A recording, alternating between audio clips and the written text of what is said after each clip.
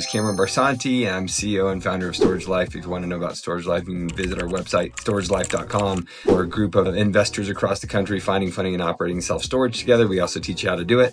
Okay, cool. So today we're going to do a deep dive into a deal we bought, and we bought it for $2.4 million. We sold it 12 months later for $7.1 million. And not only obviously was it a great purchase, a great sale, but we learned so much along the way. Every deal we do is different, every market, and every deal is not easy. There are always obstacles throughout the entire process that we have to overcome in order to take down a lot of these deals. And this is every deal we're doing, you guys. There's never a deal that hits our plate that's an obvious deal that we're like, oh cool, this is a home run. And then we negotiate terms and we buy it and everything's, we're living the dream, right? No, every deal we're doing, we massage, we have to work. It can be really complicated, and we eventually will either say, no, it's no longer a deal, or we overcome all of these challenges and we finally get to the finish line. That's what it's all about. We've gotten to the finish line 17 times. We're in the middle of 5 acquisitions, and so it's very possible. And what I want to encourage with you guys is that you got to keep practicing, you got to keep training, you got to keep understanding that in order to become the 1%, in order to achieve the goals you're wanting to achieve and get to where you want to get to, there has to become this routine where you know where to focus your time, where to focus your energy, how to massage deals, how to work with sellers, etc., in order to actually get you across the finish line.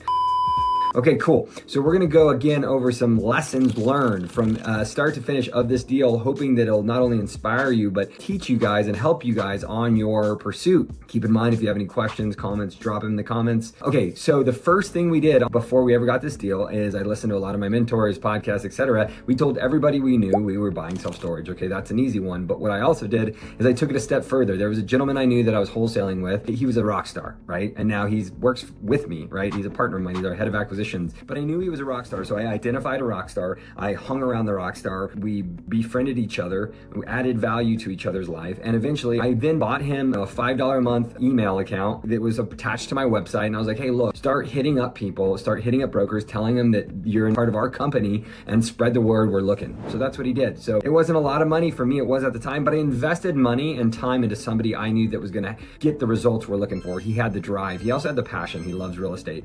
Again, not a lot of money, but a lot of money for me at the time. I invested money. I blindly said, look, I'm going to give this a shot. If you really want storage as bad as you say you do, if you really want it badly, if you really want to succeed in this space, and you are willing to do whatever it takes, and that's invest the amount of time and often money in order to actually achieve what you want. We have to spend money to make money. We started spending money. We started doing effort. We didn't know if it was going to work on all different channels, but one channel was that we were going to, have this guy start reaching out for us. It took 2 years as we were doing other deals, and all of a sudden a deal hit Michael's desk through the grapevine, went to our desk. Why? Because we told everybody we're looking for storage. We analyzed this deal quickly. Number 2 is we struck immediately. I didn't have to do my due diligence. I didn't have to go deep. I recognized that it was per square foot a rocking deal, and I was gonna then immediately put it under contract. This was a deal that came from a wholesaler, went through another wholesaler, went through a single family home broker, then landed at my head of acquisitions. When it happened, we struck quick, we struck hard, we were okay. Another lesson is we were okay paying this wholesaler, I think almost close to 300 grand for the wholesale. I don't care. I don't care about the little things as long as I'm getting a deep discount. In addition to that, it was in California. Yes, California, the place that everybody says do not buy in. California doesn't cash flow. They're wrong. It did cash flow. And I guess my bigger point of saying that is just because somebody's saying something, or a lot of people are saying a lot of things, or the same common thing, it doesn't mean that it's true. It doesn't mean it's true for you and your experience or your pursuit. In this case, we bought in California. Guess what else? If my criteria would have been so strict where I was only looking for 50,000 square feet and up in markets that had over 30,000 population, or cities that I knew, cities that I recognize, etc., we would have never found this deal, right? My point is that a lot of people could have potentially missed these deals because they weren't looking for them. They were stuck on their buy box and criteria. Ours is looser. We look everywhere for low-hanging, deep discounted property that's gonna make us a lot of money. I don't care where it is, unless it's a super small population or it's heavily declining. So 35 and 40,000 square feet facilities in south of Fresno in 2 cities I can almost guarantee you've never heard of. One was declining, one looked pretty rough.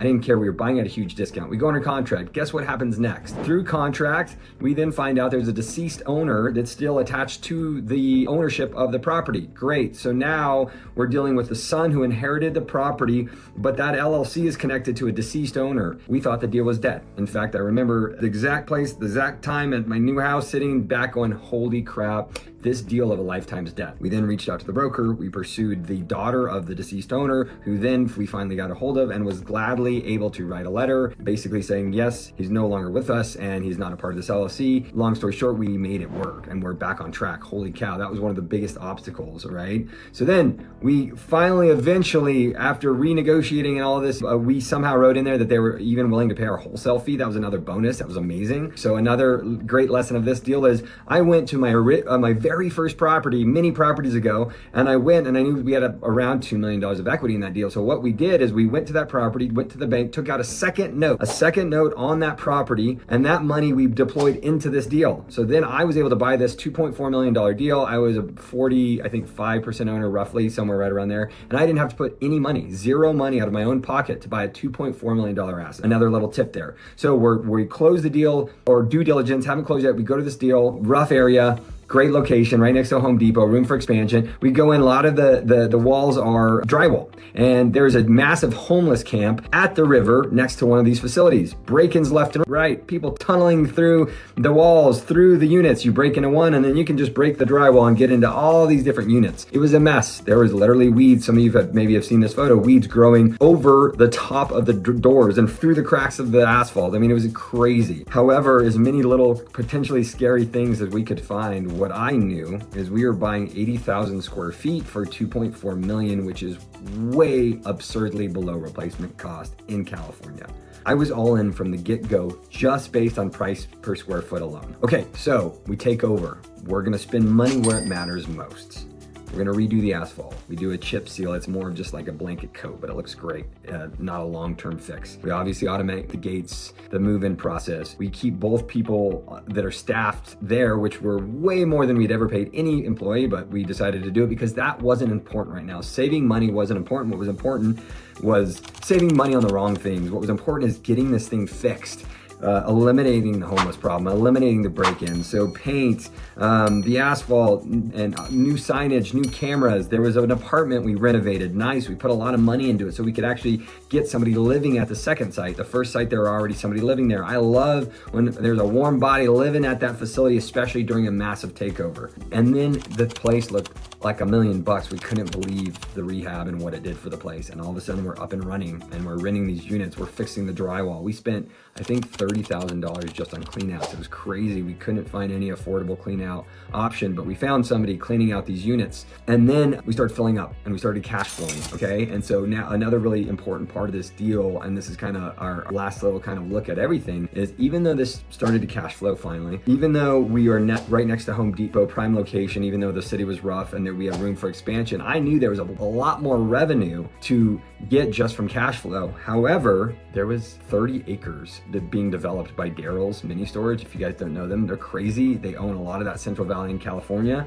They were developing a 30-acre parcel in one of the cities, and that's made me nervous. Both cities were not amazing. And instead, what I knew is we had a bunch of equity upside immediately because we knew it was worth a lot more than we paid. And so in a year, in 12 months, yeah, we could have kept cash flowing. We could have eventually refied, kept the asset. But instead I was like, you know what? Rough cities, it's in California. Daryl's coming in crazy. I don't like the other market. Let's sell. Let's take all that massive equity. And I think they call it like an equity multiplier, where you take your cash flow versus your equity to decide whether you want to sell or keep the asset and eventually refi, right? So for me, it was a quick sell. Great thing my partner did is he kept in touch with all the brokers that had been hitting us up throughout the entire process of owning this. We didn't discard them. We were polite. We had good conversations, just letting them know we're not selling yet. Then we go to sell. We already had brokers lined up who had pocket buyers. We had a great offer come in at like 6.5 million. Again, bought it for 2.4. We put a roughly about 360 in totally in rehab. So that was already a great offer, right? And instead of accepting it, we not only turned it down, we said, you have to do a lot better, thanks to my partner. He's a master negotiator, been in the business a long time, just real estate in general. And we pushed hard. We're like, nah, you're gonna have to do better than that. So we got to 7.1. We sold the property. We netted out over $4 million. That property made me personally about 1.9 million in 12 months. And I got that with no money out of my pocket. I bought it with zero money. So lots of little lessons there throughout this whole journey of ours. Every deal is hard. This deal was extremely hard. It had its challenges. It didn't fit a lot of people's buy boxes. It didn't fit a lot of people's market, just being in California in general. It was crazy distressed. It had overran by homeless, all these different things that could have scared us. Instead, we recognized its value right away. We jumped on it. We leveraged relationships to find this deal. Told everybody we were coming, what we were buying for. We had leaps of faith. We spent money not knowing if it was going to work. We weren't afraid to worrying about little money going out or big money. I spend money like an ATM machine on my goals, my much bigger goals that are going to be bringing much larger ROI. We did all these different things because we are committed to buying as much storage as we possibly can. And when the deal had all our different obstacles and difficulty, we just figured out solutions. That's all you guys are. You're problem solvers. Every deal, every market is a problem. You have to figure out the solutions. I have a lot of deals like this. We're going to go over a deal deep dive every once in a while like this. Hope this helps. Don't worry about what other people are doing or saying. Do what you feel. Don't be afraid to look everywhere. And remember, a lot of times you make your money going in, and the deep discounted properties in cities you've never heard of, yes, can actually make you millions of dollars. Hope this helps. Thanks so much for joining, guys. Good luck out there. Peace.